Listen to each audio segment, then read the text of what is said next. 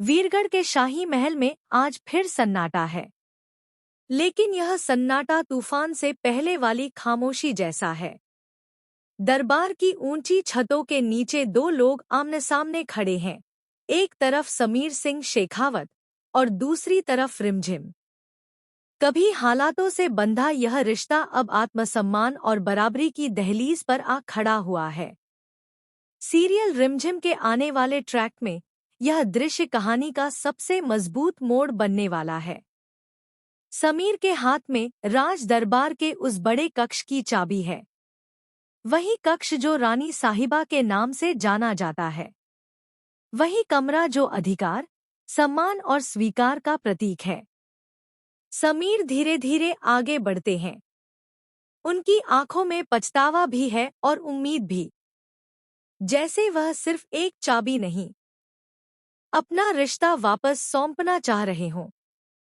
यह तुम्हारा हक है, वह धीमी आवाज में कहते हैं। रिमझिम कुछ पल चाबी को देखती है। उसकी आंखों में कई बीते लम्हे तैर जाते हैं। आरोप, ताने, गलतफहमियां, प्रेस कॉन्फ्रेंस, त्याग, सब कुछ। लेकिन इस बार वह पहले वाली रिमझिम नहीं है, जो हर बार टूटकर भी संभल जाती थी। अब वह भीतर से मजबूत हो चुकी है। वह हाथ पीछे कर लेती है। अपनी यह चाबी अपने पास ही रखो। उसकी आवाज साफ और ठोस है। मुझे तुम्हारी इस भीख की कोई जरूरत नहीं। यह सुनकर समीर जैसे ठहर जाते हैं। भीख नहीं है, हक है तुम्हारा, वह तुरंत जवाब देते हैं।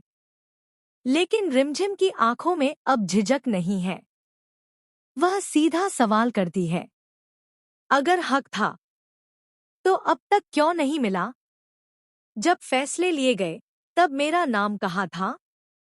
जब मुझे कटघरे में खड़ा किया गया तब मेरा अधिकार कहाँ था? उसकी आवाज में शिकायत कम है, आत्मसम्मान ज्यादा। वह आगे कहती है, मैं एक कोने में रहना जानती हूँ, छोटे से कमरे में भी खुश रहना जानती हूँ, क्योंकि मुझे महल नहीं, अपने अस्तित्व की इज्जत चाहिए। दरबार की दीवारें जैसे उसके शब्दों को दोहरा रही हों। यह सिर्फ इंकार नहीं था, यह एक घोषणा थी कि अब वह दया या सहानुभूति पर नहीं, बराबरी पर रिश्ता चाहती है।